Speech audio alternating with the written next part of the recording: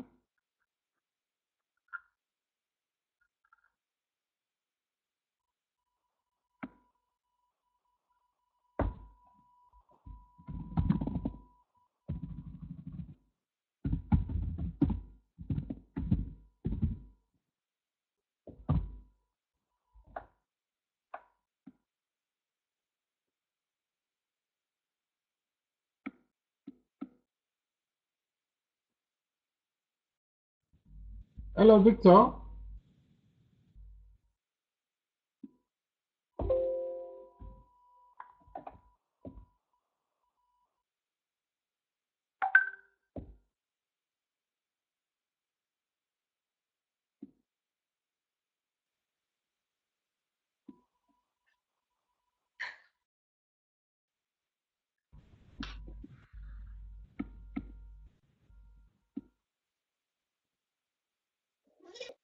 Can you hear me?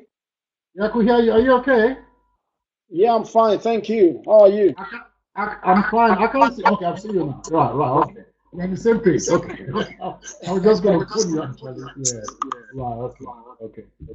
So we've got the audio and the video active. Do you want the video active, or that's going to cause a bit of distraction?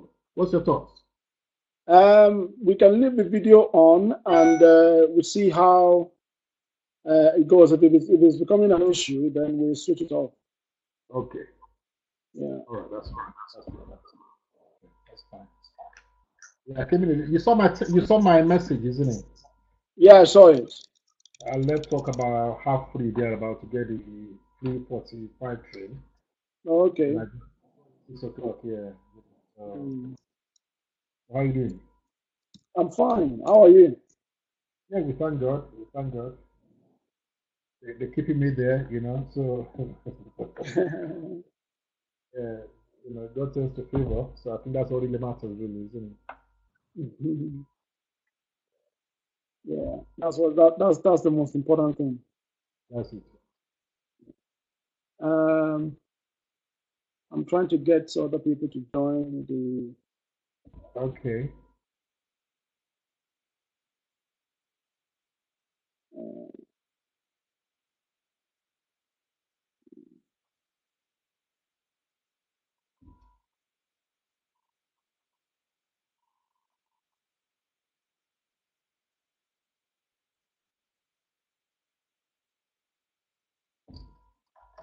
So I'm assuming everybody coming tonight has attended the boot camp, isn't it? The BA course, isn't it? yes, yes, yeah. They've been on either the boot camp or any other course. All right. Okay. Okay.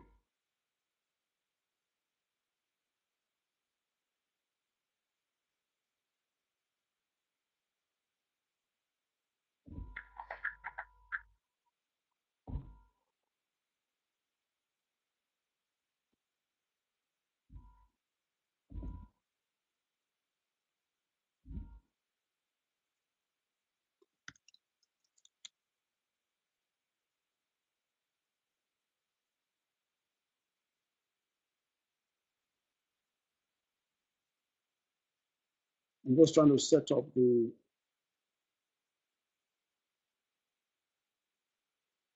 Somebody is asking how do they install the. Okay. So I'm trying to reply.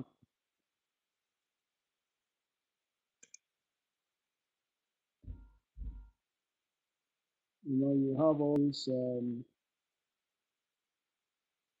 You have this. What's it called? This type of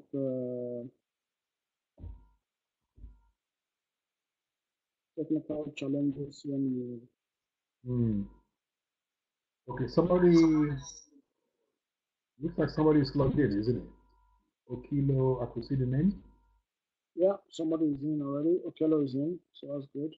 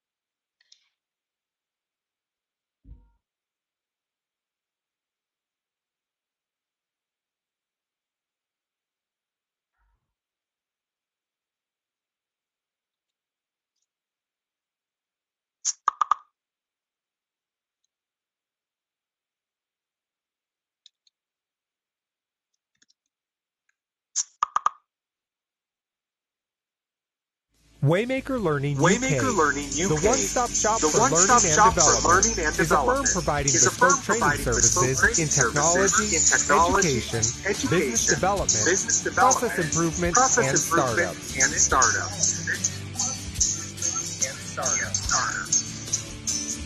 Our technology training courses include project/portfolio management, business analysis, and specialist software training, such as Oracle, Primavera, P6, Enterprise Professional Project Management. Our vision is to enhance and empower our course delegates by providing real-life application of course content. Core values: respect for individual, integrity, continuous improvement, flexibility, excellence.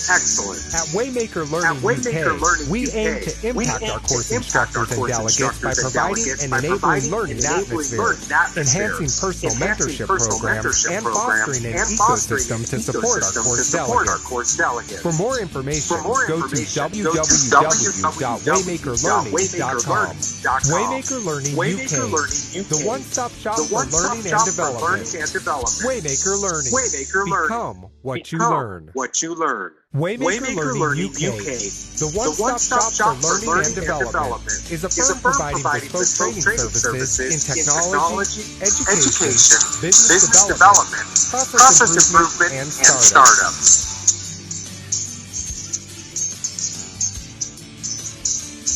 Our technology training courses include project/portfolio management, business analysis, and specialist software training, such as Oracle, Primavera, P6, Enterprise Professional Project Management.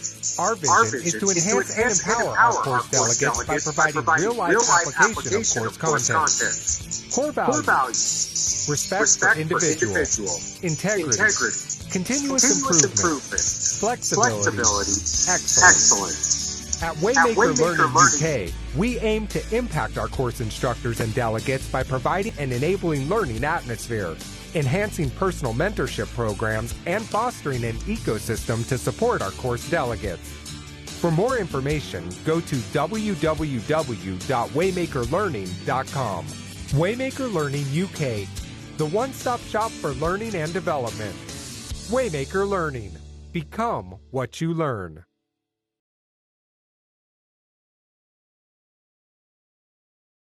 UK.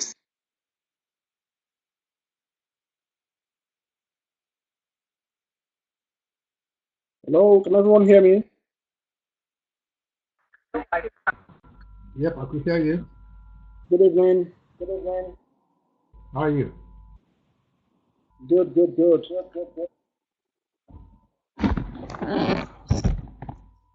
So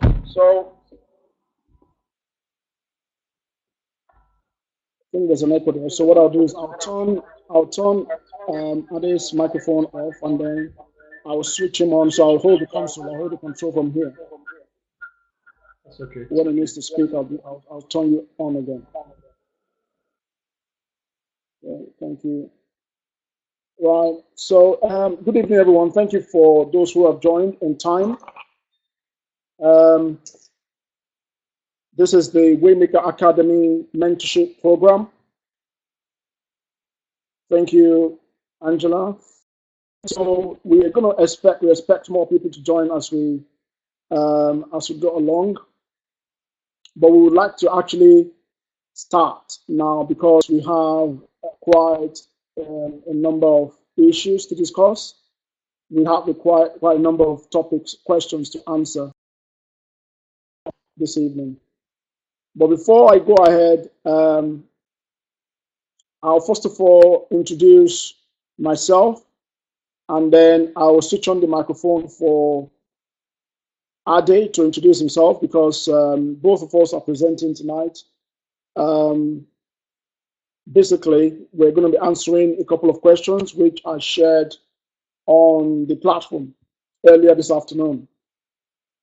As most of you know me already, for those of you who attended the Business Analyst Bootcamp course, my name is Victor Sunday. I am a trainer and I'm a professional business analyst.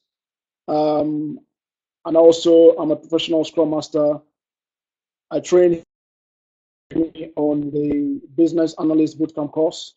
So most of you must have met me on that course. I'm also an IT contractor. I'm an IT consultant. Sorry, I'm just reading some comments are coming through. And this evening, I'm going to be sharing from my experience with the people that joined the call. I'm conscious not everybody has joined, but the session is being recorded.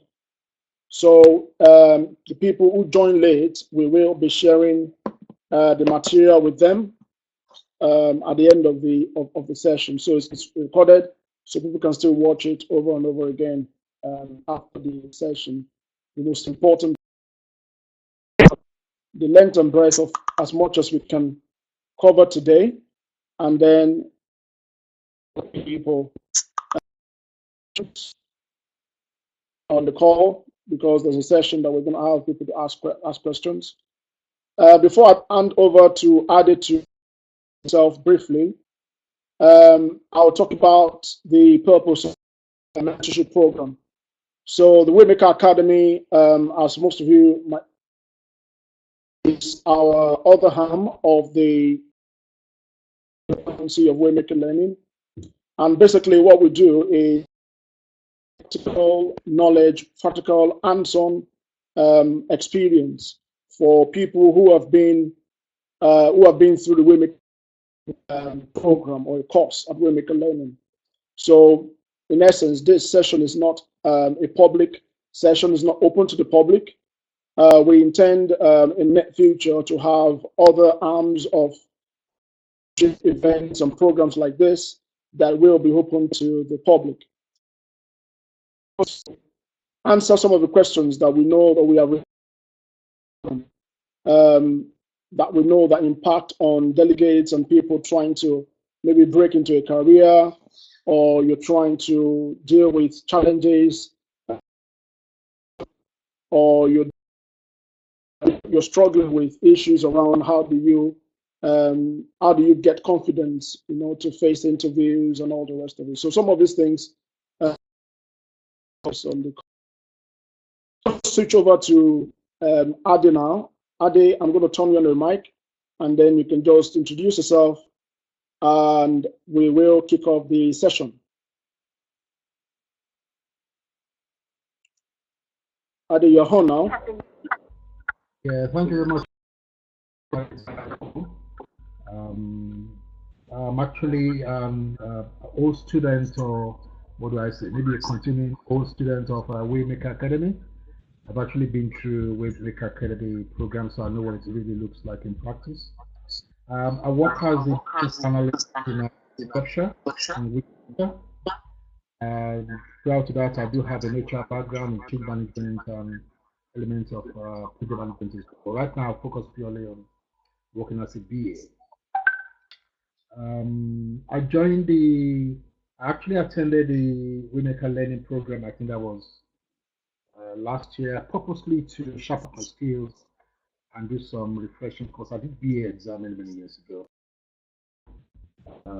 It's all about learning and willing to learn, really. So I benefited a lot from the WayMaker Academy, and I'm willing to share my experience tonight. Thank you very much. Thank you, Ade. So I think we can hit the ground running, Ade, isn't it? So we can hit the first question, yeah? Yeah, that's fine. So the first question on the agenda tonight. Okay, I'll switch off your mic, and then I'll ask my question, and then I'll switch it on again. I think that's what I have to do. That's fine, that's okay. Okay. So the first question that we have received in from our delegates is, how would you describe a typical week in the life of a business analyst, in the sense that as a BA in practice or in the field, how would you describe what Monday to Friday will look like? When you come in on Monday morning to work, and when you're leaving on Friday. Today is Friday. So what's the typical week of a business analyst? What does it look like? So I'll hand over to Ade to share his experience. Okay, thank you, Victor. Thank you very much, everybody. I've been in this project I work with in Winchester, in Hampshire, over the last couple of months. And what I do have is working on about 3 to 4 or 5 different projects. And what the IT and the solution manager did was to prioritize they want me to do, so the first project, for example, was IT service management. The second project was channel shift. The third project was vacancy management system. So I have about 5 different priorities. So the idea is to start with the first project, and if we have any issues, then obviously I could highlight those through what we call the stand-up. We do have what is called a stand-up. We do stand-up twice in a week. So on a Tuesday morning, we do stand-up for half an hour. Obviously, we use the Trello card approach, and that gives me the opportunity to tell them what I've done, what I've achieved. And the nature of what I do is to practically deliver high-level requirements in terms of user stories. Again, as a BA, from a functional requirement perspective, within 2 days. Now, it's a difficult task to deliver a high-level requirement on a system you don't even know, or probably you've never had time to book meetings with the users of that system in 2 days. So what I try to do, I don't complain, I just get in there, do what I could do, come back in 2 days, give them an update, and at the same time, try to engage with people that have been given as key stakeholders, send an email, and just get the ball rolling, really. So by the time I come back on Thursday, between 8, half 8 and 9 o'clock, I could tell them challenges are faced. If there are any blockages, and obviously the Scrum Master will look into how could they mitigate those and make sure they give us access. And I remember that was time actually people were on half time, so that wasn't anything I could literally do for 2 weeks. But what I did within those 2 weeks is to make the most of that time to do a lot of background reading all those 5 projects I'll be working on, because I feel that's going to give me a leverage, and it actually worked together for good, really. So that's just a typical example. And expecting me to deliver different priorities, different deliverables from those projects, and at the same time engaging with stakeholders and coming back to the Scrum team and then giving them a feedback in terms of what I've done, what are the blockages, and what can I do to mitigate those. That's just a nutshell, really. Fantastic. Thank you very much, Adi. I think you've hit the nail on the head. So what you're trying to say is in a typical week of a business analyst, there's so much activity and there's so many things that go into that week. So you would ranging from trying to read up on material to understand the domain where you work, reading up documentation, fact sheets, white papers, and doing some research about the industry where you're working as a business analyst. One important thing that you've also mentioned as well is engaging with your stakeholders. I think that's very, very key as well. So you have dedicated time to sit down with, if you're working in an agile team, you would have time to sit down with your Scrum Master to discuss the blockers or issues or challenges. You did also mention that when you do your daily stand-up or when you do retrospective in a week, you would update the team about progress you have made in terms of analysis, and also let them know the challenges you are having and see how you can work together as a team to unblock and remove those issues. I think typically, I totally agree with you that the week as a business analyst, the typical week of a business analyst is pretty much, you can't really say this is exactly how your week is going to go, because you would have to go into different meetings, meet with different stakeholders, and make sure that the requirements are properly defined for your developers to be able to focus on. So thank you for that, Ade. That was very, very good response to that. I'll move on to the next question, Ade, and then I'll switch on your microphone so you can provide your experience to answer that. So the next question on the list is this. It says, what tools did you find most useful or important to learn in order to deliver value to clients as a business analyst or as a consultant or as a project manager? So regardless of who you are, this one is not even tied to being a BA. So it could be anything, whether you are an agile Scrum Master or you're a PMO or you're a BA. What the question here is saying, what tools did you, from your own experience, what tools did you find mostly useful or important that is important for people to go and focus on and learn in order to add value? So I'll switch on your microphone now, Ade. I switched off the video to increase the bandwidth, to improve the bandwidth connection. So Ade, over to you now.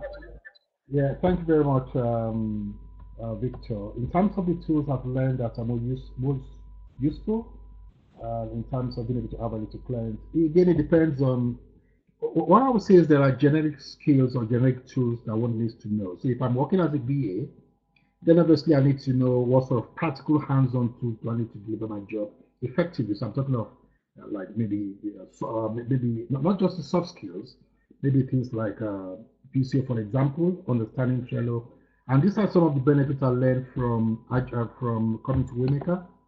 I've heard of Trello, but I've never used it. So I used Trello, obviously got involved in using Confluence and Jira. Those are practical tools as a BA. Got involved in using Slack in terms of communication engagement too.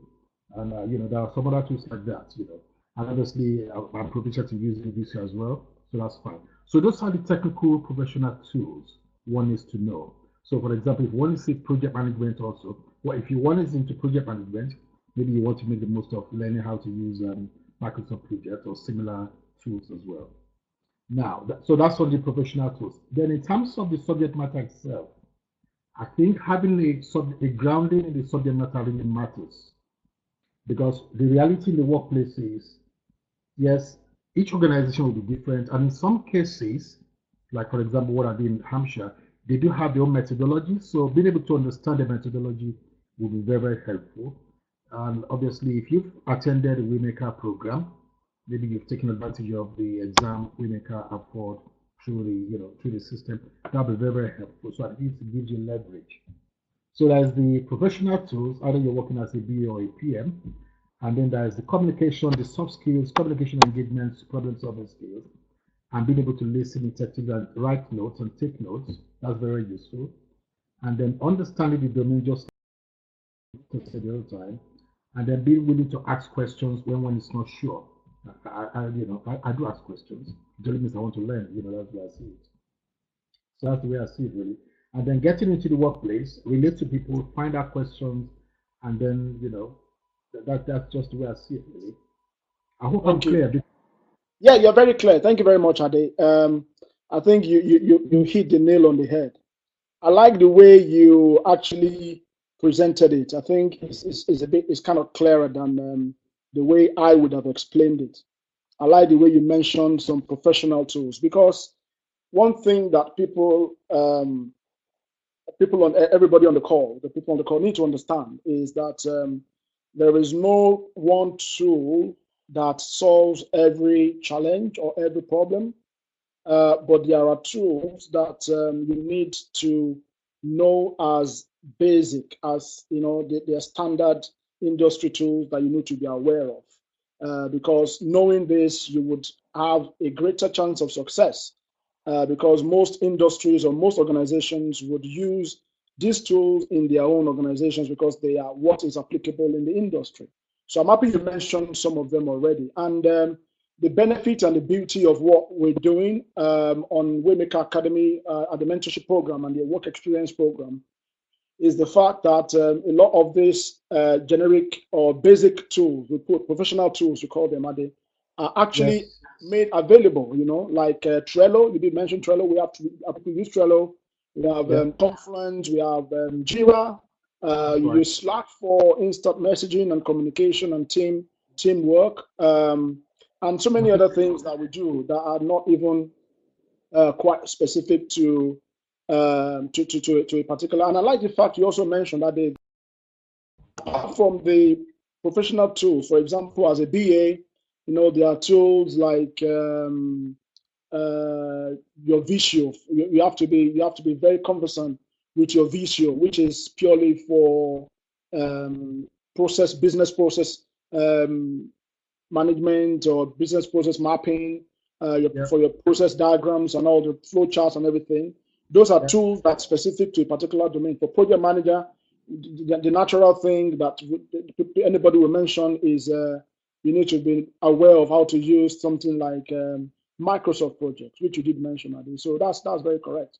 And on top of that, there are soft skills like tools, like communication tools, how to use email. I'm happy you did mention things like, of course, knowing your Microsoft Office like Word, Excel, PowerPoint, Visio, Right. all that is all those are basic stuff that you need to be aware of. On top of that, you also need to learn these other tools that we have mentioned, because it will set you apart when you start facing interviews and you start engaging. Thank you very much for that feedback. Okay. So I'm going to switch. I'm going to go to the next question. I think the feedback is a lot better now, so we can hear ourselves quite clearly. The next question on the list is saying here that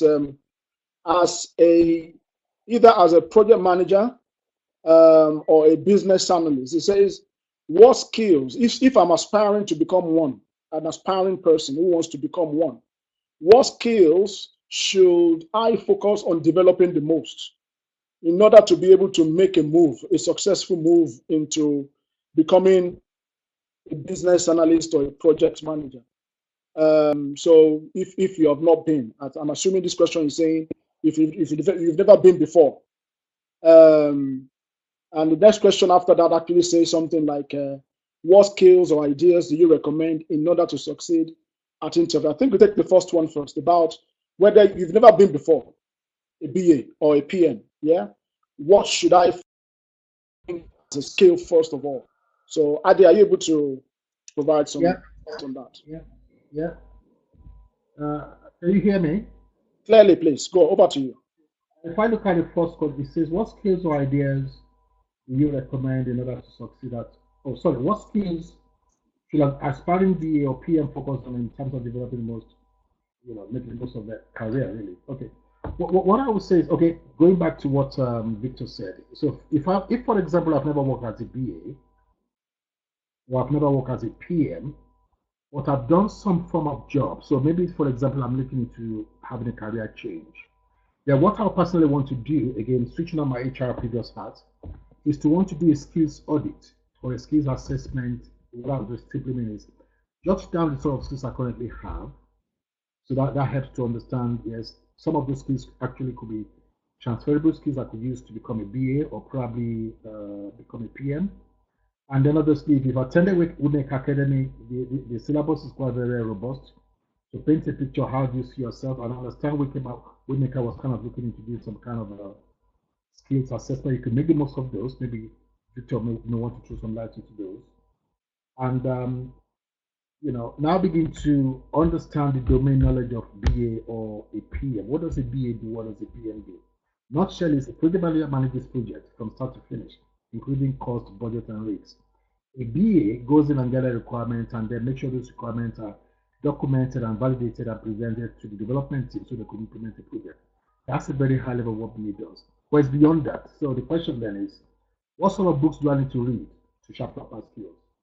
And then look into the skills I currently have, on what sort of skills do I think is much more aligned towards more of a BA or a PM, or maybe sometimes you think you have both. But what I would normally say is start from somewhere really. And my approach is start with what you have, and then you can begin to make some progress. Let me give you a personal illustration. I started as an HR person, like HR. I did project management, all this stuff many years ago. But first, project management is good, but you're like kind of on the other side of the project, or you want to deliver something really. So what I felt is, because I see myself more as a people person, so I thought, let me do BA. And right now, even though I do both, I find BA much more fulfilling than PM, even though I could do PM as well. In terms of the skills, what I would say is, what I did was look at the sort of skills I had as an HR practitioner, consultant, whatever, document those skills, and then look at the sort of things BA offers.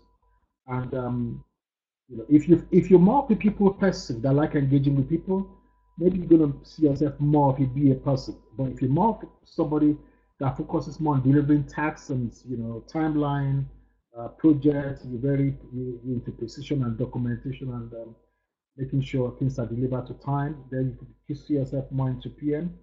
But what I would say is start with the sort of skills you have, do an evaluation and assessment of what you have, and then obviously you could take it from there, really. Thank you very much. Thank you. So I think that was a really good. I like three things you mentioned that I just captured from what you said. The first one you mentioned is books to read. Yeah, books. What sort of books do I need to read to get myself up there? Because what we are talking about here is knowledge, and one of the places and best places to get knowledge or to acquire knowledge is to read books. So it's good to read books. The second thing you also mentioned, which stood out for me, is is what you call skills audit. I love that. You need to audit your skills in the sense that look at what are my current capacity, what are my current capabilities, what am I able to do that I will not sweat right now. That is very, very, very important. And as with any journey in life, it's important to count the cost before you start building the house, so that you know what you are dealing with. And then the third thing you mentioned, Ade, is an assessment of your skills, an assessment of your skill. After you've done the audit, you now assess it in the sense that you said from your own personal experience. Being an HR person, you're a people person. You like to talk to people, you like to ask questions and probe. If you're for being an HR person. So you look at your skills and what you've done, what you can do, and then you look at what a BA, business analyst skills, what does it require? And then you said you came on the academy to close that gap, really, and you were able to achieve that because you've done a proper skills audit and you've done a proper assessment, and then you knew what to focus on, what was required for you to make them. I think that pretty much covers that question that was asked. The only thing I would add on top of it from my own experience, if somebody is asking what sort of skills should an aspiring BA, for an aspiring BA, Adi already answered one of the questions. One of the skills that you need to focus on as a BA is your facilitation skills. Yeah. So, which is what Adi said about being a people person. You need to be comfortable in asking questions and not feeling like you're asking a stupid question. Or you need to learn how to ask questions without people getting upset with you. And that comes with being able to facilitate and be able to coordinate conversations and lead the conversation. So you need to look at focusing on that. It doesn't mean the fact that you can't do that now, or you're not doing that now in a present role or present job you have, that you're not going to be able to do it. No, you can learn it. You can build that skill. There are so many courses and videos and books that you can read to hone that skill. One other thing that is important for a BA is documentation skill. In fact, that is, I would say, I don't know whether to rate that above your facilitation skills, because they sort of go hand in hand, isn't it, Adi? Yeah? That's right. You're totally right. Yeah, your documentation skills, you cannot say as a BA, I don't like documentation, I don't like writing, No, that's your job. You need to write, you're going to write user stories, you're going to draw process maps, you're going to draw wireframes, you're going to write acceptance criteria, BDD and everything. You just have to love writing, documenting stuff, When you go to meetings, you have to capture things quickly, where people are talking, documenting and gathering information as much. So those are the skills that I would encourage anyone aspiring to be a business analyst to hone and focus on. Being a project manager, on the other hand, Ade did mention, for example, if you're someone who likes to coordinate things and lead people, if your leadership skill is your first thing, I would say you have to work on if you're aspiring to become a project manager. And what's interesting about these things is that so many of these skills, they are interwoven and they are interconnected. So the fact that somebody is a BA does not mean, from my experience, I've been a BA, I've been a project manager, I've been a delivery manager, and so all the skills are transferable. So the fact that somebody has come on the business analyst bootcamp course, I wouldn't be surprised to get a job as a project manager, because the skills are the same. The only difference is the deliveries are different, the focuses are different, So the skills you need to learn as a project manager, aspiring project manager, your leadership skills, of course, as a project manager, you need to learn how to plan and schedule work for people. Delegation. You need to learn delegation. You have to be able to delegate, which as a BA you might also do in your role. You never know, And then the other thing is, as a project manager, you have to be interested in measurement. You have to measure a lot. When I say measurement, you measure cost, you measure time, because your stakeholders are interested in time of when things are going to be delivered, and you need to manage all of that. So that, as a project manager, all that falls within your remit. You have to manage budget, costs, money, How much is it costing us to deliver this project? You know, and are we running over budget, or are we saving money, or are we, you know, that sort of thing has to be your bread and butter. So as an aspiring project manager, those are the things I would say you have to start thinking and working on aggressively, if you ask me. Okay. So moving on, Ade, do you want to ask the next question and see if I can tackle it? Yeah, okay. The next one is, what skills or ideas do you recommend in order to succeed at interviews? That's a big one, actually. Should I start and then you add to that, or you want to add, or you want to Yeah, start? please. Yeah, go for it, Ade. Go for it. What sort of skills or ideas do you recommend in order to succeed at interviews? Let's start with interviewing skills.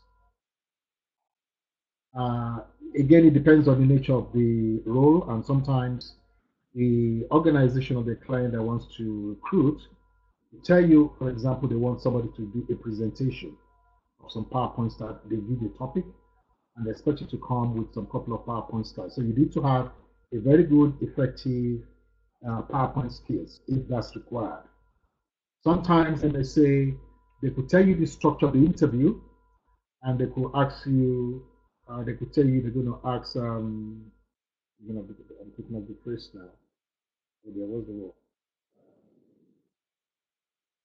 They may tell you they're going to ask, I will use the word STAR, STAR, which is called Situation, Task, Achievement and Results Approach. I've put it on the screen. I'll put it on the screen, Ade. Go on. That's the one. Yeah. So they could ask you, they could tell you in advance, actually, or probably through the agency, that they're going to be asking a competency-based question. A competency-based question in the sense that they will ask you a question, and then they want you to give them a practical illustration of how you've used that, or you've implemented, or when you've used that result you're going to give them. So it really depends.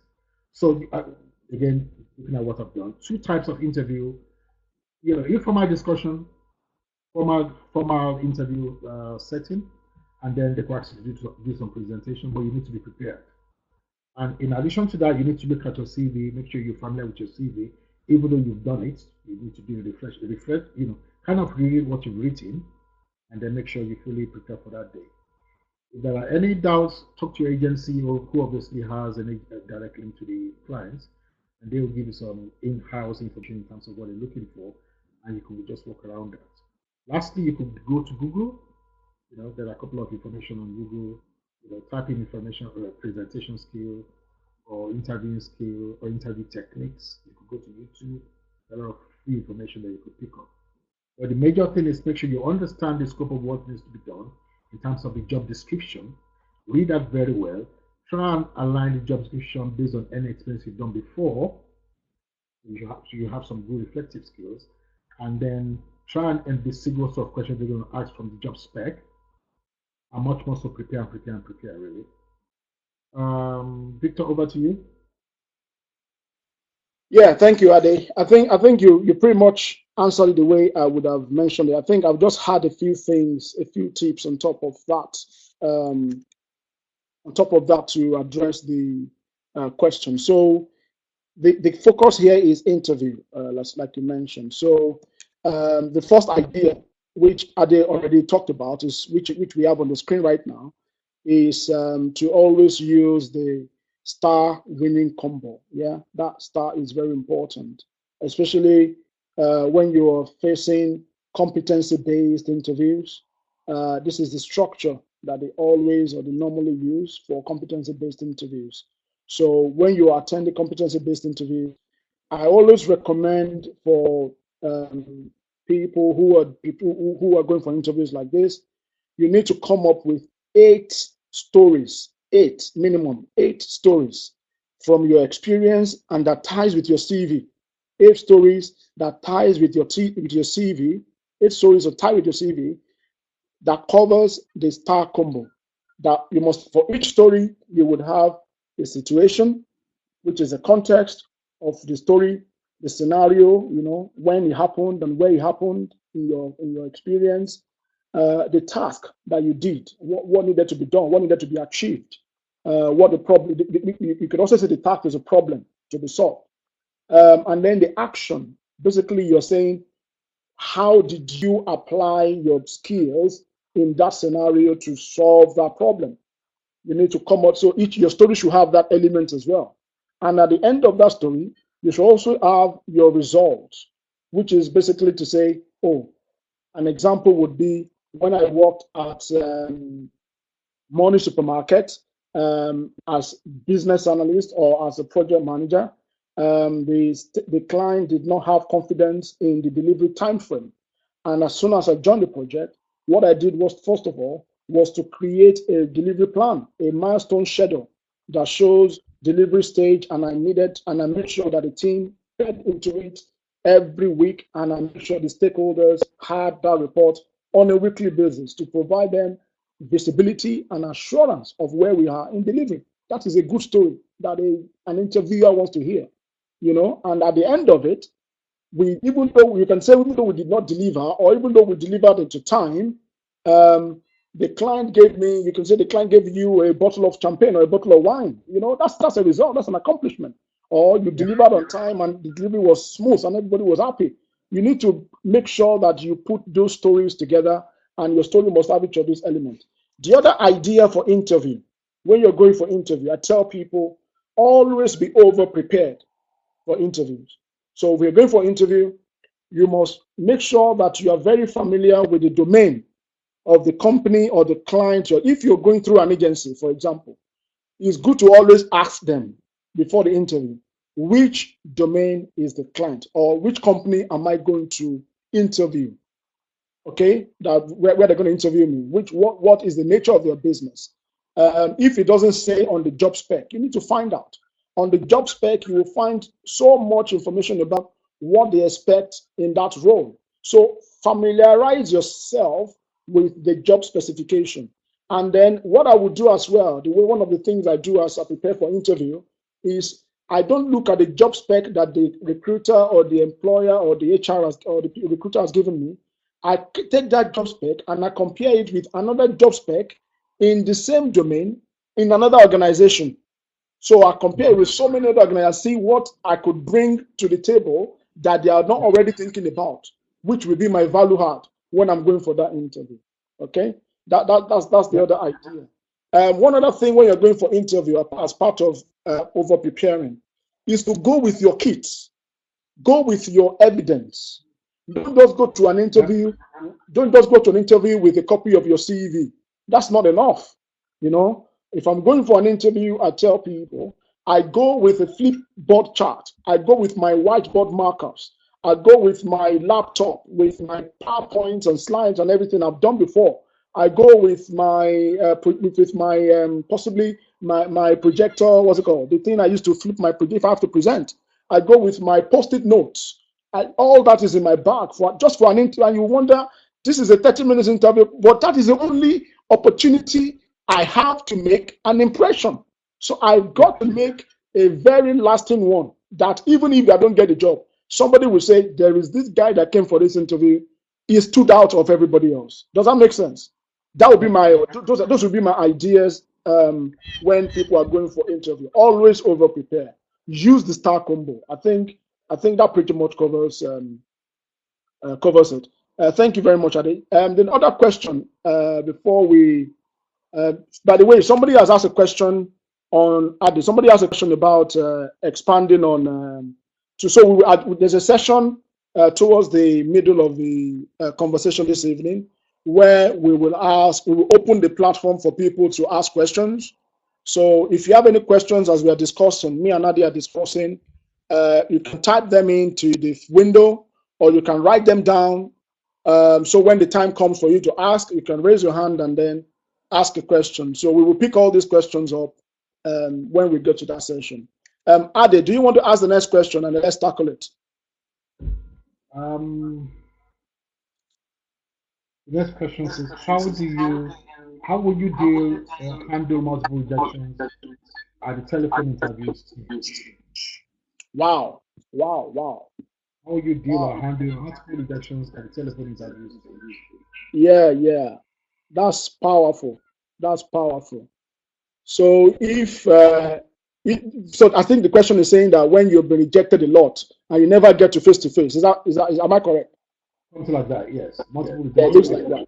Okay. So for me, I think I will answer it this way. First things first, I would understand why am I being rejected, especially if it's more than once. So the first question I will ask is, why am I being stopped at the telephone stage and not allowed to progress? I mean, for most of the time, it is not down to your fault. Most of the time, I found that sometimes it might be due to so many factors. For example, the recruiter might not win the deal. Maybe somebody else has brought in another resource before it gets you in, or the company organization, the client changed their mind. So many factors. Or they don't, sometimes they don't even have budget yet for what I found out, you know. So first things first is ask yourself, why am I not being progressed through beyond the telephone interview stage? Okay. And how do you answer that question? The first way to answer the question is always ask for feedback from your interview. So if somebody did the telephone interview for me, even if I'm not going to get the job, I always ask them, can you provide me a feedback, either via the recruiter or via the client, and say, can you provide me a feedback? I need a feedback as part of the interview.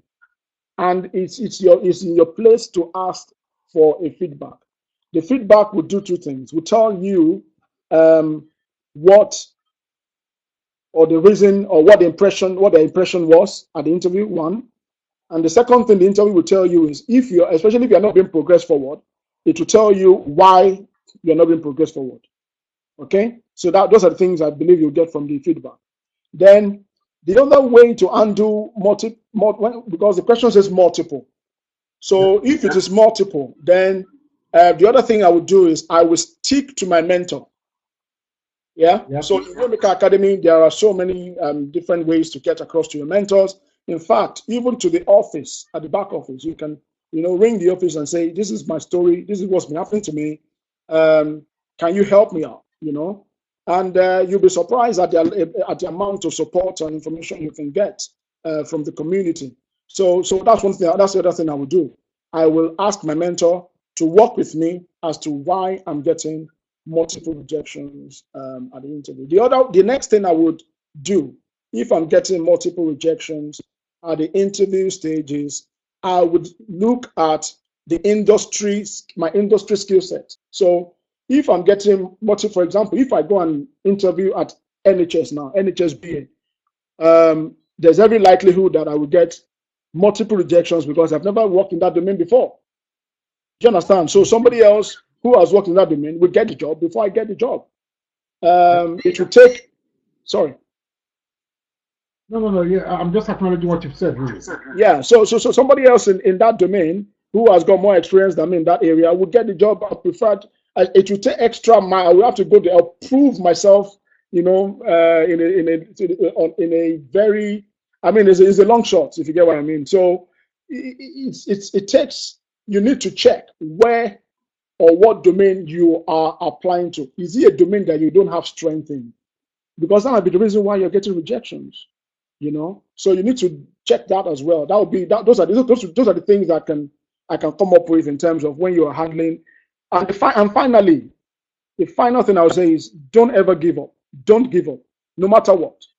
Multiple rejections does not mean that you're not good enough. It only means that your time or your opportunity has not come.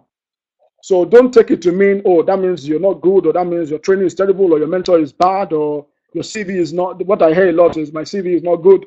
But if your CV is not good, they will not even call you. So don't give up. Keep trying. You have to keep pushing yourself.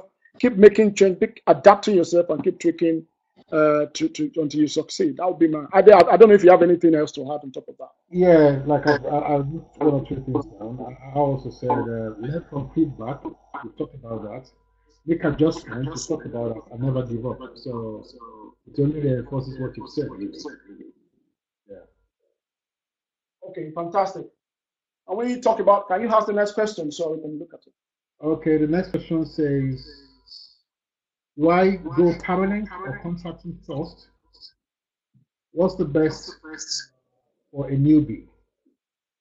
Wow. Do you want to address that first, Adi, before I? I'll address that. Yeah. Do I go permanent or contract first? What's the best for a newbie? Hmm. I think it really depends on what circumstances, really. Mm. Let's say, for example, okay, let me use the scenario whereby somebody just finishing uni.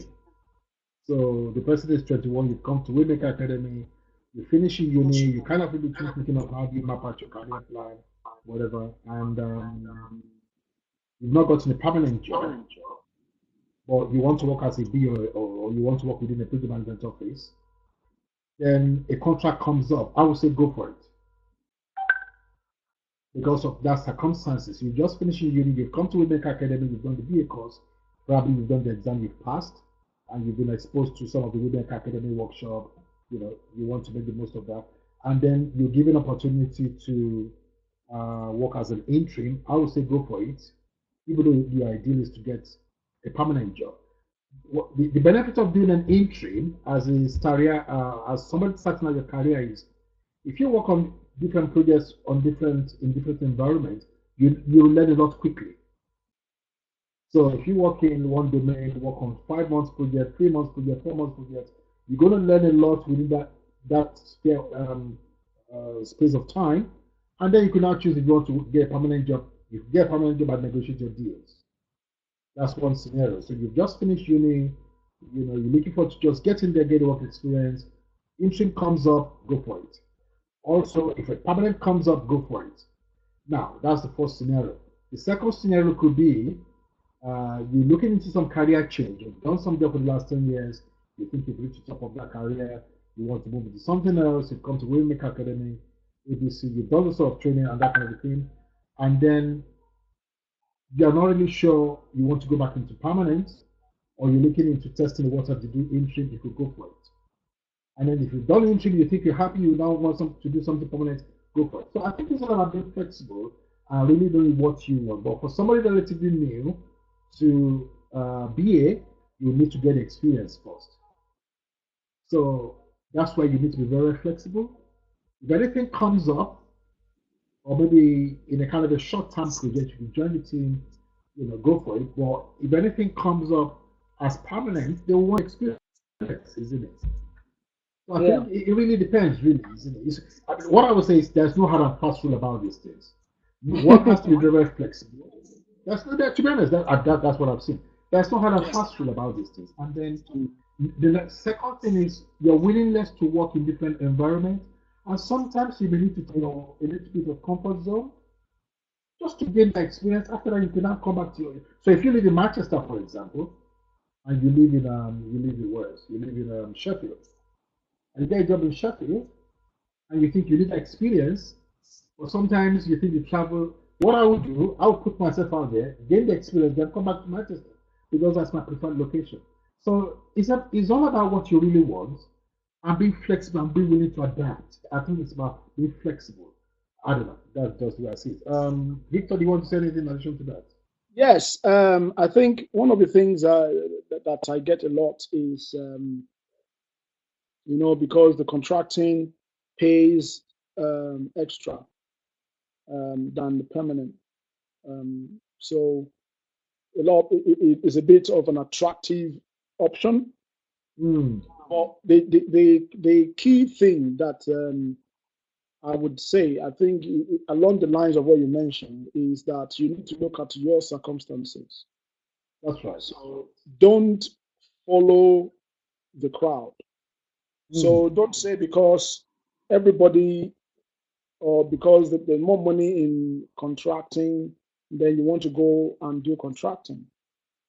Generally, the reason why the contractors are being paid extra is because the company is not going to, they don't expect to start training you up. They expect you to start a role. They expect you to hit the ground running. So that's the premium they're paying for. However, there are some permanent jobs as well that would expect the same. But in a permanent role, the general understanding is you have a bit of breathing space. You have some time to catch your breath. you have an opportunity to take your time to see how things work before you begin to add value, which you might not necessarily have in a contract role. The other thing that you mentioned, Ade, is based on your circumstance. So if you are new, if you're new, then you're right, Ade. I think it is better you just start to get into to put your foot in the industry. It's better you start with a permanent role. If you then want to go contracting, that's fine. Absolutely, it depends on you. It depends on what you're looking for. And the truth is, there are people I've seen people who are very, very good in what they do, either as developers or QAs or BAs or project managers or whatever, who prefer permanent jobs to contracting. Because there are a lot of perks that comes with permanent job, a lot of opportunities. For example, I know a guy who goes on 6-7 weeks holiday. He's always all over the world on holiday, paid. As he's on holiday, his salary he gets paid, and he prefers that lifestyle. But a contractor, you have to go to work before you get paid. So there's so many things you have to look at. It comes to the holiday, they pay them bonus, car allowance, health benefits. So many things come with a permanent job that makes it a lot more attractive, to be honest, even than contracting roles, because the higher the pay, actually, the higher the risk. So you have to look at your circumstance. Again, I would say always discuss with your team members, your friends, your circle of friends. If you think you're in a wrong association where everybody thinks you should go contracting because you think you're good enough and you're not sure about it, I wouldn't do it. I would ask my mentor or check with somebody, check a second opinion to say, this is what is going on. This is what I want to do. What do you think I should go for? Again, you have to be ready to step out of the comfort zone, like Adi said. If work is in Leeds or work is in Liverpool and you live in Manchester, or your work is in out of London, you live in central London, why not? You put yourself out there to get the experience. Then you can begin to command where you want to stay, where you want to work afterwards. Right. That would be my approach. There's another question that's come through again from Castle. We address those in a few minutes. I think before we move on, so the next question is, I don't believe I have enough or relevant work experience. What are my chances for career success as a BA or as a consultant? Adi, do you want to go have a go at that? Yeah, I think that question goes back to one of the questions people are asking in terms of what do I need to do to be successful, something like that. Yes. Again, it goes back to first evaluating the sort of skills I've got and document those and find out what a typical, just like we're sharing experiences right now, what a typical BA job description looks like. You could do some Google on the internet, or you could talk to WayMaker Academy. Obviously, we're really willing to support the mentorship program, and you could start from there. Really, again, it starts with doing an evaluation of the skills I've got. Find out what sort of transferable skills I've got. How does that fit into taking up a career as a B or a consultant, and taking it from there. Really, again, like Victor was saying, always refer back to your mentor if you're not sure. But another thing is to first believe in oneself that I could do it. Having a positive mental attitude is very crucial, irrespective of any career. Number two, willingness to learn, and then study. There's no compromise for that. And then engage relationship, talking to mentorship, and that kind of thing. Fantastic. I think you pretty much covered it. The only thing I will add to that is that on WayMaker Academy. So as this is on a public forum, so this is a very private forum. On WayMaker Academy, I believe that you need to immerse yourself in the project or the work that you're doing. Do you want me to talk about that a little bit, sharing my experience on the WayMaker Academy projects? Hello, Victor. Hello.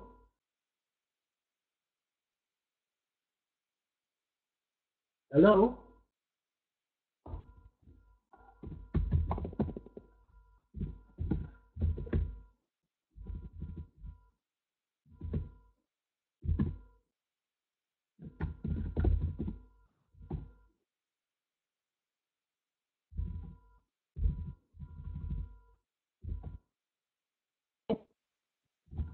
Yeah, hi. Can you hear me? Yeah, okay, I can hear you. I think my connection went off. All right, okay. Yeah, I'm I back. was just gonna chip in one thing in terms of the I don't believe I have enough relevant work experience. Just drawing from my experience on WayMaker Academy. I remember while I was in the academy, we were working on different projects, and that's a practical way to gain those experience, really. And it's about training oneself in and willingness to learn as much as I could learn, and that develops confidence. Mm, That's the only way to learn. The only way to gain confidence is doing something and keep doing it over and over and over and over. And then it mm, becomes a way of life, really. Then you gain the confidence. So yeah, the question is, the more you do, the more you gain confidence. The more you do, the more you do, the more you do. And that's what it means to become an expert, really, in a nutshell. So the more you do, your confidence increases. So in Women Academy, I worked on different projects. yeah. And I was eager to learn, man. I was just eager to learn, and thank God for women. So I'll never forget, Victor. That's very good. Thank you for that. Yeah, I'm serious. I just want to learn everything. That's just why I'm like I just want to learn everything, really, because that it's going to help me to be competitive. I mean, when I say competitive, it means competitive. Just with myself, trying to do the best I could. I don't compete with people. I compete with myself, really. So that's what I do. So and I find it very, very helpful. Yeah, thank you. So yeah, I think that's the answer to that question. If you think you didn't have enough experience, that's fine. That's not a disadvantage. It's actually a good thing to make you very, very hungry for knowledge. To be That's hungry, like when I say hungry, like any opportunity to do something, you just jump at it and you begin to ask questions to say, okay, Victor, Itunu, Ade, ask, poke nose and put your nose in everything going on in the academy and find out from people. Because the only way to become good is to do. There's no other shortcut. I mean, that's you can even bamboozle your way through the interview. You can blab your way through, everything and get on the job, and then you're not able to deliver. That's nice. And that's the key thing, So isn't it? Yeah. yeah, so the only way is to practice. Just practice and practice and practice. That's the way to become professional. And this thing comes with time. What you think will take you 3 months to learn, you'll be surprised that if you practice it very well, in a few weeks you master it. You know. That's right. So that would be my answer to that question. I think we need to open the line for people to. I don't know. Do we have any other question before the open session? I think we have one question that says, "My CV is not getting much attention. What do I do?"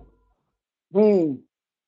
Okay, let's address that in the remaining. So by 8 o'clock, we just open the platform so people can ask questions. We have about 2 or 3 questions waiting already. Anyway, Yeah, do you want to talk about that? okay. The first one is from Kashmir.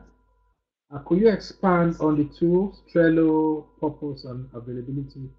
Okay, I talked about Trello. Trello is more like Trello is a web application. Are they? Um, yes, can you hear me? No, hold on. I was saying maybe we should talk about the CV one, and then while you're Ah, talking okay. about that, I will open the platform for people to Q&A mode. Okay, all right, that's fine. So talk about the CV one, then I'll open the platform. So the question is, my CV is not getting much attention. What do I do? Yeah. Yeah, again, I need to review the CV really. I know WayMaker Academy do have a CV clinic, so I think I'm aware of that. And Yeah. what I will personally do is look at my CV and review it, and then talk to WayMaker Academy who will be willing to support. Well, the first thing is look at my CV, making sure it's exactly what I need to do. It reflects exactly what the BA does, or it's going to get me to the interview stage. These are what I've done, and possibly within the academy, and then talk to, attend the career clinic within the academy, really. Thank you. Fantastic. Thank you, Ade. So we will go on to address the question. So thank you, everybody on the call. I've switched over the platform to Q&A mode, so you're not just in listening mode now. So if you have any questions, you will see that you have an opportunity to raise your hand and ask any question. But before that, what we'll do in this next 5-10 minutes is to address the first questions that Ade was attempting in the chat window. In the chat window, or just raise your hand and then we will make you presenter, or the platform will allow you to be able to ask any question that you might have. Ade, can you are already addressing the question around Trello for Castman. Do you want to go on? Yeah, Trello is a web application designed to manage small projects in a nutshell, really. And what I've learned from experience, and obviously Victor could testify to, is that each organization will have their own project management tools. So, for example, in Hampshire, where I work, they have Trello. Everybody can subscribe to that. They also have Microsoft Projects.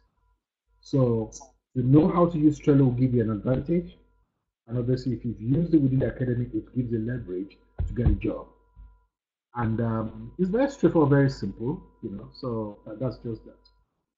So it focuses on allocating tasks into different cards, and then you could design it the way you want. It's very straightforward anyway, very straightforward. And the next bit is purpose and availability. I don't know what the other term is.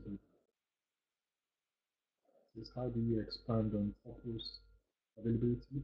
Victor? Hello, Victor, are you there? Hello, can you hear me? We hear you, yeah. The next question is purpose and availability. So the purpose. Yeah, that's a good one. So the purpose of Trello, I think you already talked about it, is just another flavor of Trello is another flavor of Jira, basically. There's so many other tools that do the same thing. So there is Rally, there is Case Flow, there's so many of them that do the same thing. It basically is a project tracking issue or issue tracking solution. We have it available. We have it available on WayMaker Academy. The purpose is to manage deliverables. That's what we use even in WayMaker internally. We use it. I think customer is asking if he needs. You don't need the license. Once you guys start working together, is one of the things that we can make available to you. Set it up for you, so you can begin to use it to manage your project and work as a team. It's very, very good. We found it to be very beneficial. Availability, I think that addresses the purpose. We already talked about that. And we also talked about what Trello is. So you'll find that useful as well to know how to use it on the academy. The other question that Casman has asked is relating to telephone interview. How do you address this question? Tell me a bit about yourself. I hear this a lot, and I actually ask this question a lot. Let me have a go. Let me have a go first. Is that okay? Yes, fine. That's okay. Yeah. So if I ask somebody, so I'll answer it from two angles. Yeah. Well, the first angle is I'll answer it as somebody being interviewed, which I think is what customer is trying to achieve. And then I will answer it from the angle of somebody interviewing so that you understand what the expectation is. Now, from an angle of an interviewee, if I'm being interviewed and I'm asked, please tell me a bit about yourself. Now, first thing you have to be aware of is this question comes in at the beginning of the interview. So this is the first, if not the second, after what is your name? Or do you want some tea or water? The first thing the next thing you'll get is, tell us a bit about yourself. Now, the way I will address it as an interviewee is in my mind, what they're asking me is they want to know me. All right? But they want to know me in 2 minutes or 3 minutes. They don't want me to start downloading everything on my CV to them. No. So I would say, my name is Victor Sunday. I'm a professional business analyst. I have worked in 1, 2, 3, 4, 5 organizations as a professional, as a business analyst. I have experience in agile, waterfall. I write user stories and requirements and use cases. I use different techniques to gather requirements, analyze requirements, and I've helped organizations and I work with different teams to create and build new services and products. And I'm here today to, interview and see how I might be able to add value to this organization. That's it. In a very nutshell, what I've captured is I've talked about myself, I've talked about my professional background, I've talked about where I've worked and what I've done before, and I've talked about my purpose at the interview. I mean, you might go if they allow you more, because the reason why interview. So going back to the other angle, the reason why the people asking the question, the reason why they ask that question is it allows them to break the ice. One, it allows you to break the ice to meet the person you're interviewing. The second thing is it gives you an idea of the likely areas that you can pinpoint to address during the course of the interview. So if I am pitching, because it's like you saw that, which is why it's important when you're writing your CV. You see that first paragraph on your CV, which most people refer to as brief profile. Yeah, you know that section on top of the CV where they write brief career profile, something like that. I always advise people that is your elevator pitch. Yep. That is your moment of shine to sell yourself in 30 seconds. So everything, somebody can afford to look at your CV or listen to you at an interview without going through the rest of the interview or looking through the rest of the CV. They have a quick snapshot of your personality, your professionalism, your experience, your background, and the value you can deliver in 30 seconds. In 2 paragraphs or 3 paragraphs, 1 paragraph, you can sell yourself, and that is what they want to hear. When you say, tell me a bit about yourself. I mean, I've worked 15 years work experience as business analyst, and I have been doing this.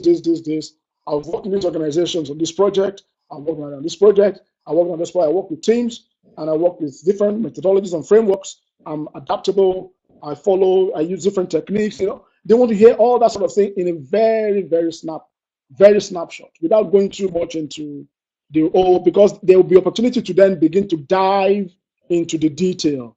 Oh, did you say you worked at BDC? Okay, what did you do there? When did you work there?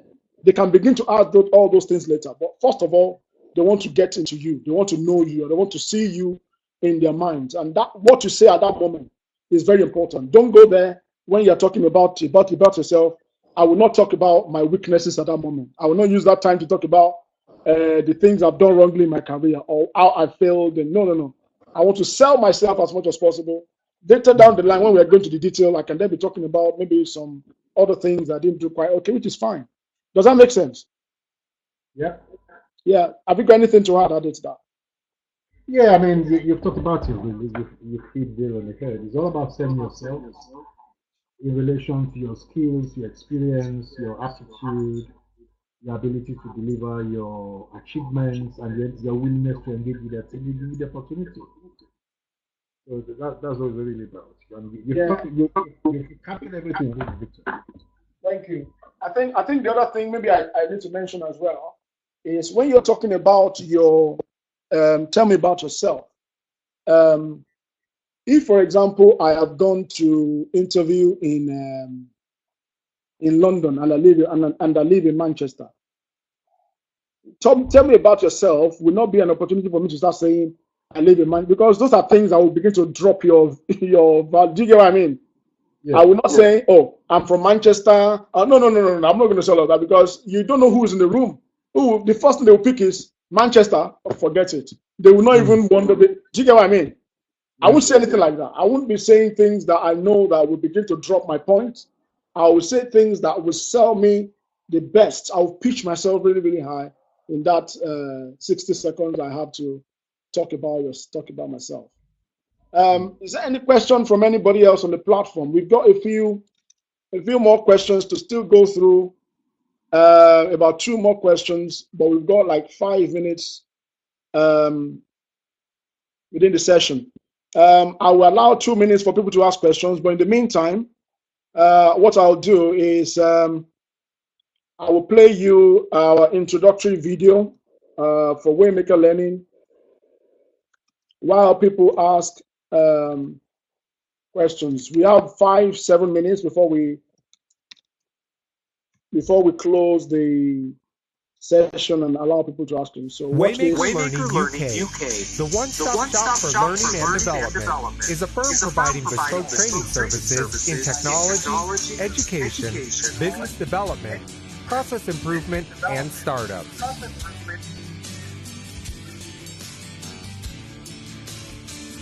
Our technology training courses include project/portfolio management, business analysis, and specialist software training, such as Oracle Primavera P6 Enterprise Professional Project Management. Our vision is to enhance and empower our course delegates by providing real-life application of course contents. Core values: respect for individual, integrity, continuous improvement, flexibility, excellence. At WayMaker Learning UK, we aim to impact our course instructors and delegates by providing an enabling learning atmosphere, enhancing personal mentorship programs, and fostering an ecosystem to support our course delegates. For more information, go to www.waymakerlearning.com. WayMaker Learning UK, the one-stop shop for learning and development. WayMaker Learning. Become what you learn.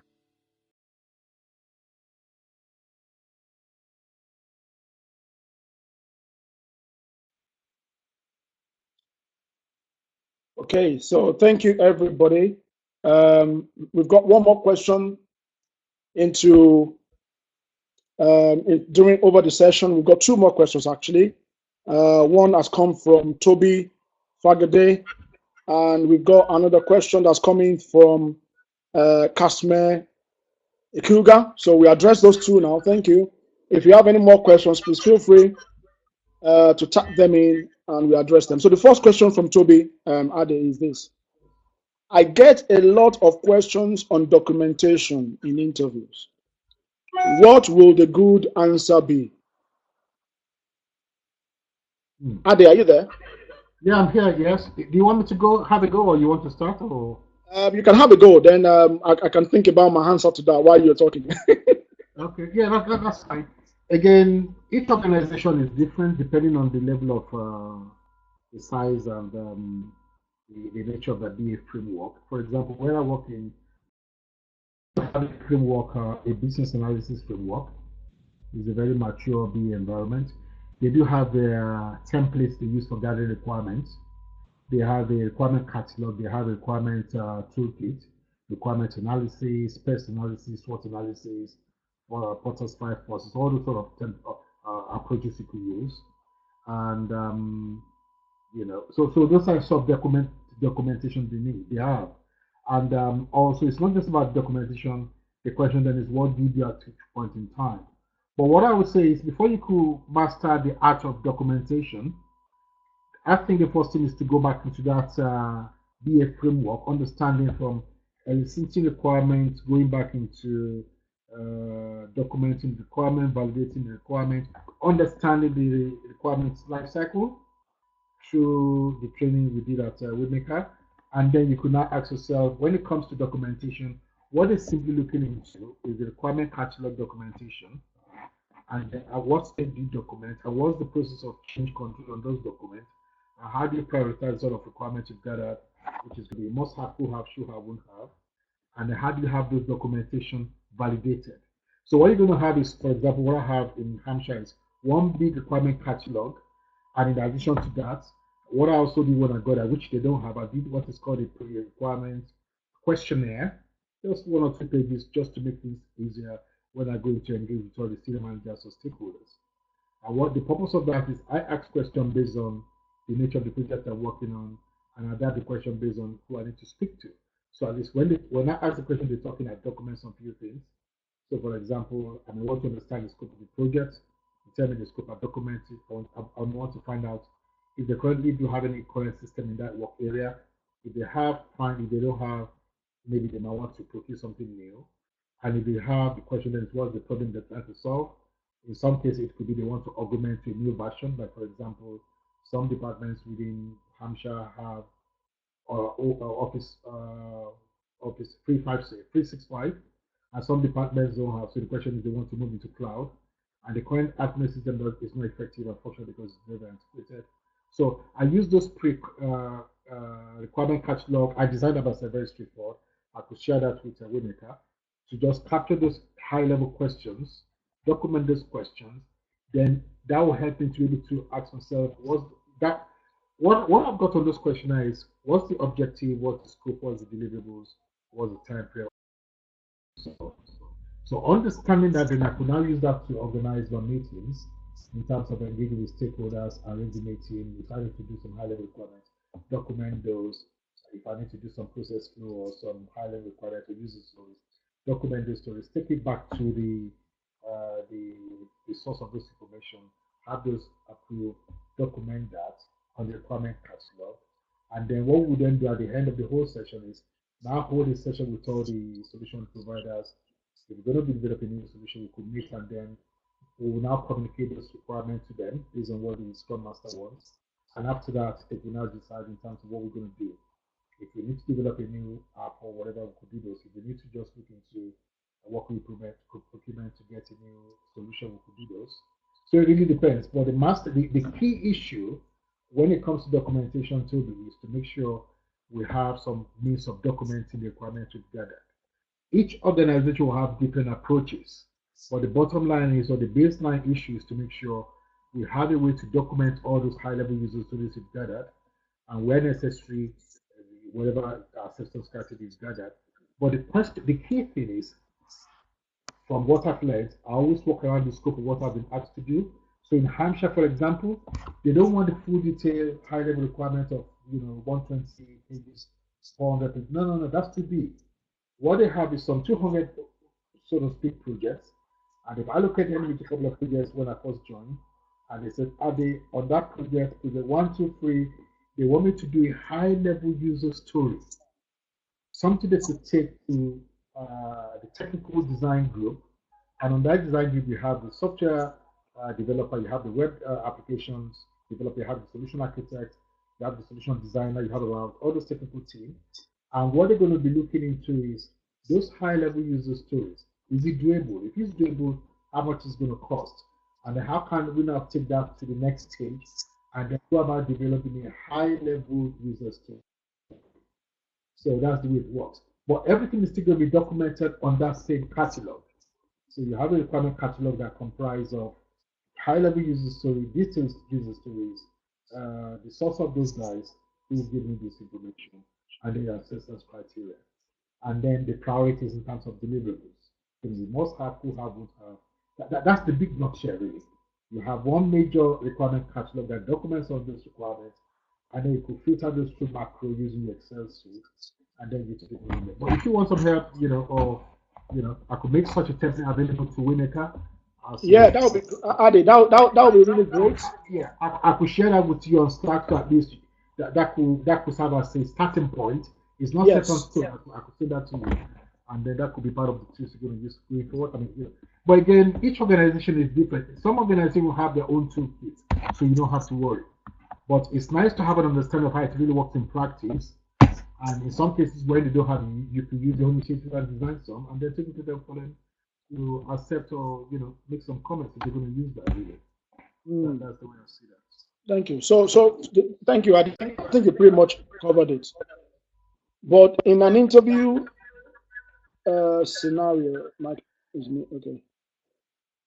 In an interview scenario, you can be asked about documentation, or if I'm asking an interviewee about documentation, if you're asking me about documentation, it depends on the scenario. So documentation generally is primarily what the job of a BA is.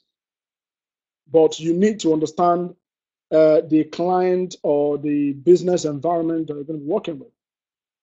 One thing I do about documentation when I'm addressing interviews, I would say, first of all, I need to understand who my audience will be, who needs to read what documentation, and how would they like to receive that documentation. During an interview, based on your question, Toby, that's how I address. So I will write my documentation based on the client or the stakeholder requirement.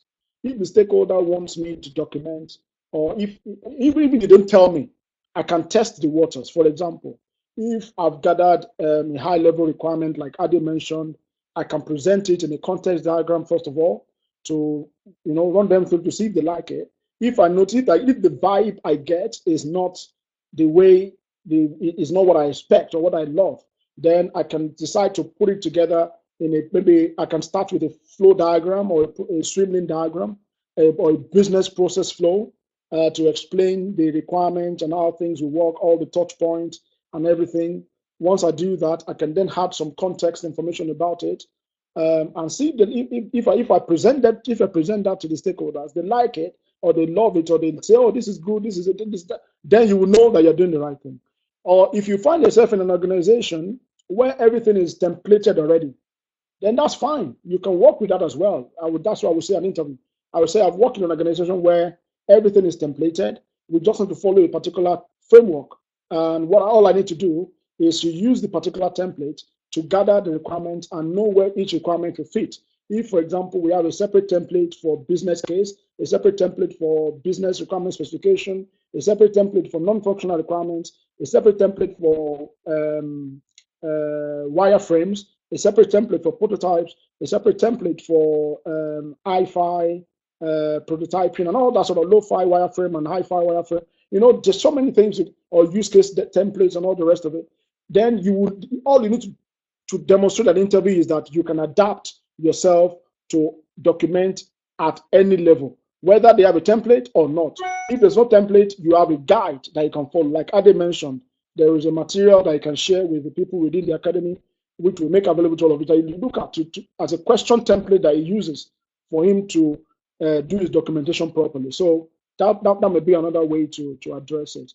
The other question, Ade, let me open up your mic, is from Casman. It says, how important is cover mail to your application? I think this one is this an email cover that goes with an application?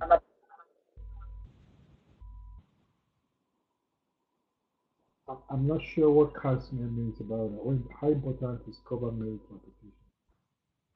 I think he's typing actually.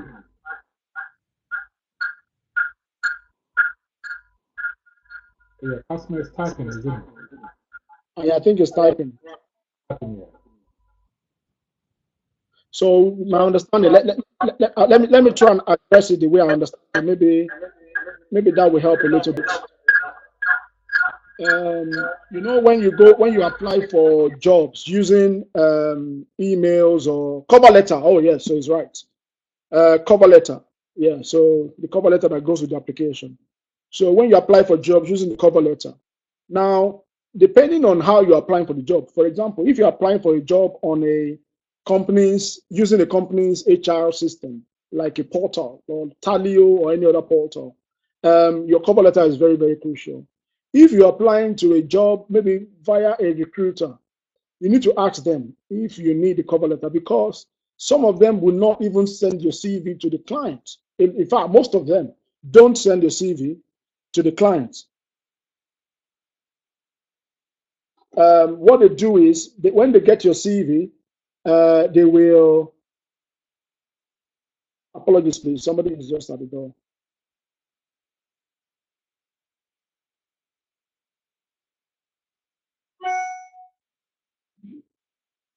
Once they get your CV, so apologies for that, they will take your information from the key information they need, because what they are doing is they are selling you to the client. So they can't use your CV, because imagine if they have 200 CVs or 50 CVs and all the CVs look different from one. The client doesn't have time to sift through all of that. So they already have a PowerPoint or a material or a Word document that is already structured for the client to show the client what the client is looking for. So they will cut out sections of your CV that fit into their template and send it off. Maybe they are sending 10 CVs. They will send the same type of document, structured the same way, the same color, the same heading, the same everything, different names, but different content. That's what they're going to send to the client. In that scenario, whether you send them cover letter or not, it doesn't really matter. They will not. But as a rule of thumb, what I will advise is, if you are applying for jobs using the job portal like JobServe or CW Jobs and all the rest of it, those templates, those websites allow you to write a cover letter. Please use it and write it. And what you are writing your cover letter for clarity purposes is, the top side of your CV that talks about your profile. You need to redraft that in a way within your CV to talk about what value you are bringing to the table and what your background and what your experience is. That is what I would do if I have an opportunity to write a cover letter. But what I found is that, especially in the job market today, where there are so many recruiters, possibly many recruiters as many as there are job applicants, sending cover letters, I'm not quite sure if it works. Based on my experience of interviewing and receiving CVs from all these recruiters, they don't send any cover letter. They only send their own template with your details in it. They don't even send your CV because we can't look at your CV. It's too many. So yeah. Sorry about the feedback. So basically, what I would recommend is, when you have an opportunity to use a cover letter, especially applying for jobs on the job sites like JobServe or CW Jobs or Indeed or all the rest of them. Yes, that section of your cover letter, make sure that you write it specifically for that job. That's another thing you need to bear in mind. Don't have a generic cover letter. Please don't. Have cover letters that is specific to job role. Do you get what I mean? Even if your CV is just generic, or maybe your CV, some people can have a specific CV for BA roles, another one for business process analyst role, another CV for PMO. That's fine, because your experience can be varied, but don't have a generic cover letter. Make sure your cover letter is specific to the role you're applying for. Okay, thank you very much for that. Ade, so we are going to answer one more question. I don't think we can take all the questions on the session tonight, because we've only got 2 or 3 minutes left. So I think we should take one more question on the agenda before we close. Is that okay? Let me unmute your microphone, Ade.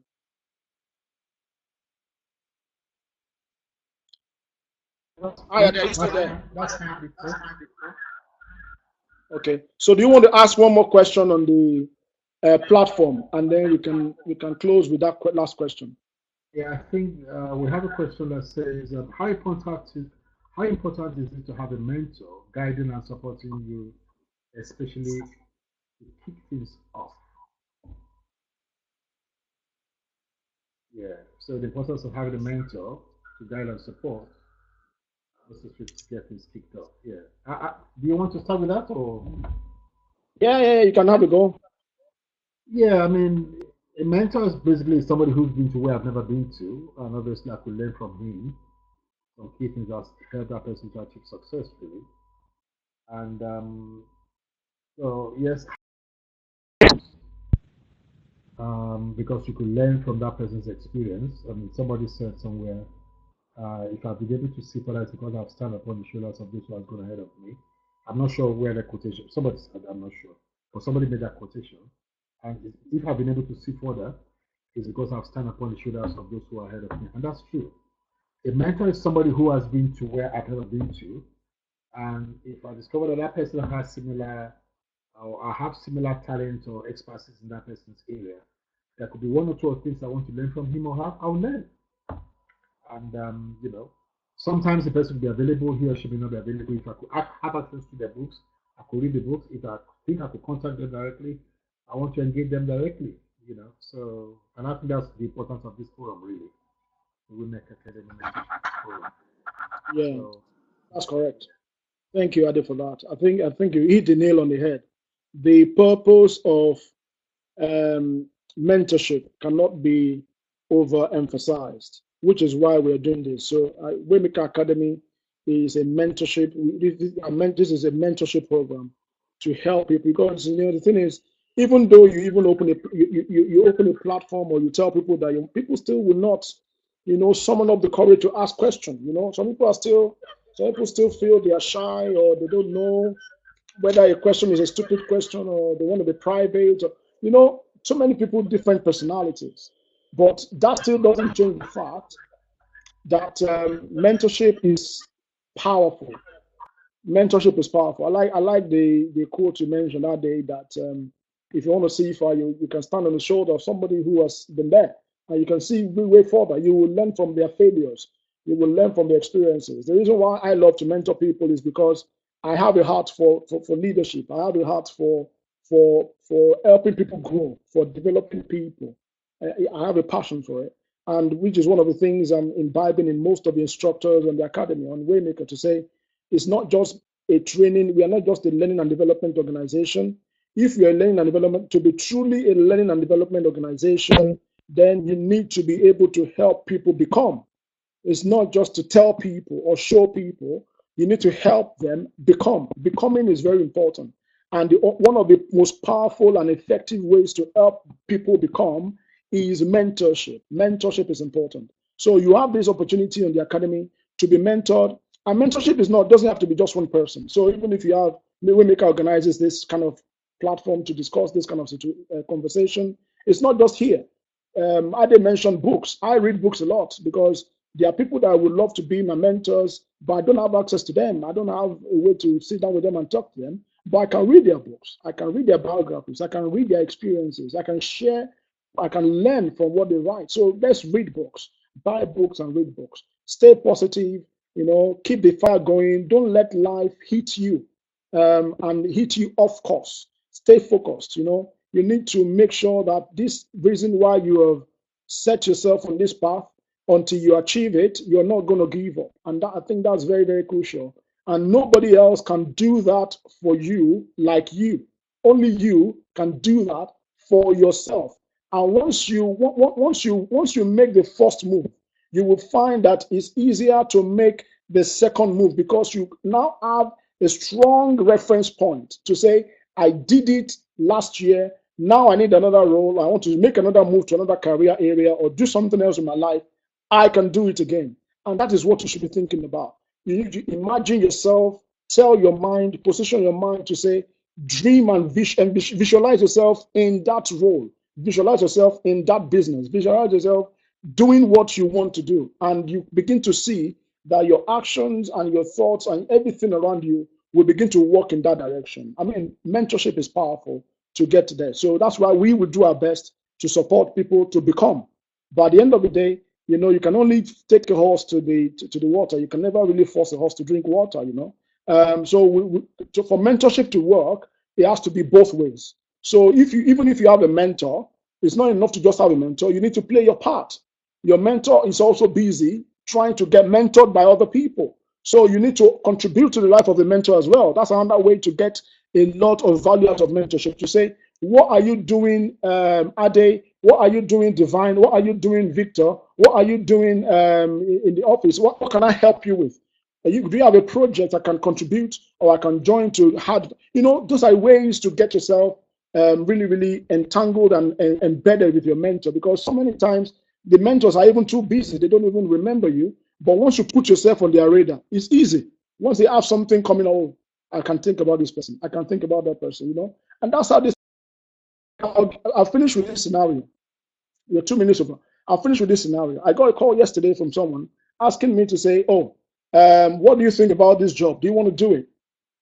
And this is a top job somewhere in a big mountain. I can't disclose, but the reason why the person sent me, he sent me 2 roles and said, are you interested in these roles, or do you have some people who are interested in these roles? Why did he think about me first? Because I have worked with him. I have demonstrated my value to him. I have asked him questions, and he has guided me in the past. Are you with me? In form of a mentor. And when something came up on his radar that he was looking for somebody to recommend or to, put forward, refer, that's what I'm looking for. Excuse me. He could think about me. He could remember me that, oh, I know this guy in the UK, Victor, is somebody that can do this thing. Let me ask him if he's interested. And that is what we're talking about here. And that is the whole purpose of WayMaker Academy. For all of us to build this network, it's a network, it's a program, it's a movement we are trying to create here. That all of us will become one big movement that will help ourselves to become what we want to become, to achieve success in our new areas. Okay? Thank you very much. Somebody asked the question, oh, we are late now, Casper. There's a question there about having a LinkedIn profile. Does it help in any way of opening the doors for newbies? I would say yes, it does help. If you don't have a LinkedIn profile, you need to have one. What you need to bear in mind is that the global world has become local with digital. Global has turned local with digital. Excuse me. Now the whole world can connect together at the blink of an eye. So you need to have LinkedIn. You need to have a LinkedIn profile, just as we do Facebook and the rest of them. LinkedIn profile is your professional side. It shows that what you can do professionally.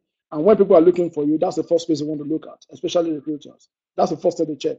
So if you don't know how to set one up, we will be sharing more articles and more posts on WayMaker platform, on our website and on the academy to demonstrate and to show you how you should and what your LinkedIn profile should look like. I'm also on LinkedIn. If you want to connect, set for me on LinkedIn. Ade, I believe.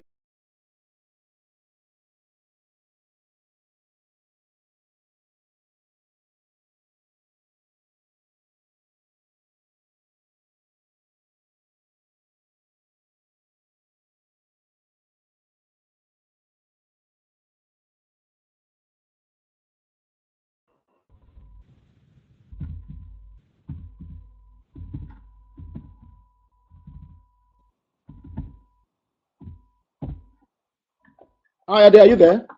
I'm here, yes, I could hear you now. Yeah. Okay. Oh, so you've not been hearing me before? I just lost you for just a few seconds. Yeah, go on. Okay, fantastic. So I want to say a very big thank you to you, Ade. That's okay. Thank you so much for this time coming here to share from your experience. And I think it's been really, really great. Oh, Toby said none of us heard you. Okay, so I'll repeat myself. I don't know which bit did you miss. Did you miss the bit about the LinkedIn? Okay, so the LinkedIn bit, I said that it's very important to have a LinkedIn profile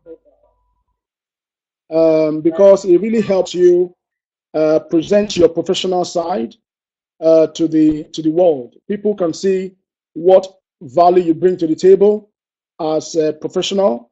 So I said myself, I'm on LinkedIn. Most of us are on LinkedIn. Ade is on LinkedIn. Link up with us. You can follow our profile on LinkedIn and see how we structure our LinkedIn profile, what sort of things we share there. Because at the end of the day, I said the global world has gone local with digital. Digital has turned global to local. So what we call global now is a local community all around the world. At the blink of an eye, information is made available to the rest of the world. So you cannot afford to be missing out on the opportunities that this affords. I know a lot of people have some negative side to say, oh, if you have a LinkedIn profile, then they can track you. No, no, no, no. It depends on how you structure your LinkedIn profile. Even if they can track you, you need to focus on the good side and make sure that you use very, very good fonts and very good things to describe yourself on LinkedIn. It's a very, very good thing to have. You can connect with me and every other person on WayMaker is on LinkedIn.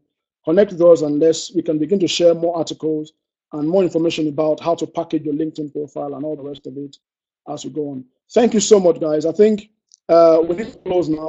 We're 7 minutes above the time. I think it's been very, very useful. I want to say a very, very massive, massive thank you to Ade for joining me on this session this evening. We want to do more and more of this at least once every month. And we are hoping that once WayMaker Learning grows and the academy grows well, we would have a proper platform where we'll be sharing more insights in terms of career development, personal development, and mentorship. So I want to thank everybody that has joined on the call tonight as well. Thank you for dialing in. Thank you for listening. Thank you for all the questions. I think They're all really, really useful. And I've learned a lot. I'm sure Ade has also learned a lot from all of you.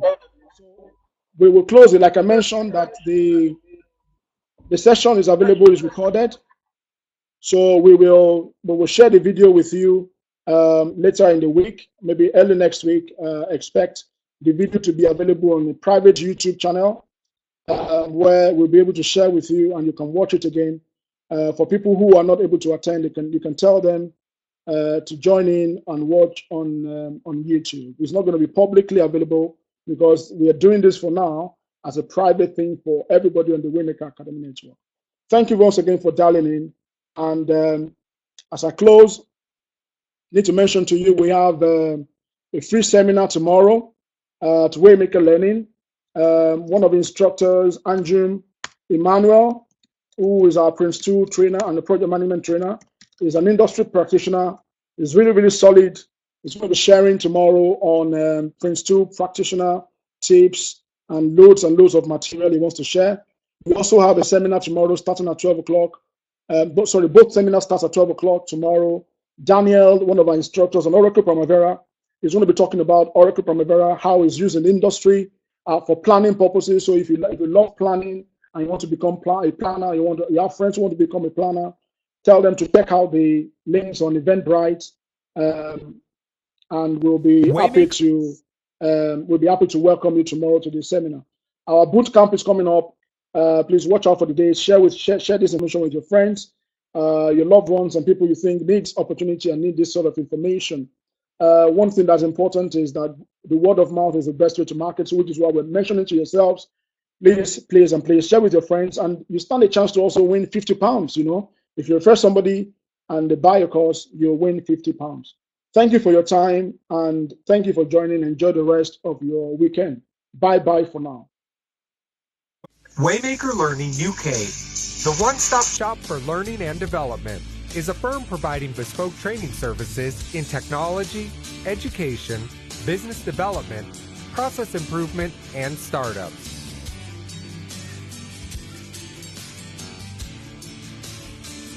Our technology training courses include project/portfolio management, business analysis, and specialist software training, such as Oracle Primavera P6 Enterprise Professional Project Management. Our vision is to enhance and empower our course delegates by providing real-life application of course contents.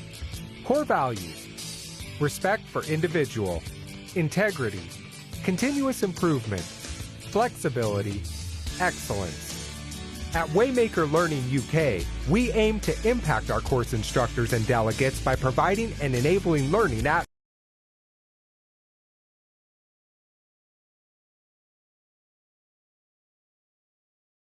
atmosphere, enhancing personal mentorship programs, and fostering an ecosystem to support our course delegates. For more information, go to www.waymakerlearning.com. WayMaker Learning UK, the one-stop shop for learning and development. WayMaker Learning. Become what you learn.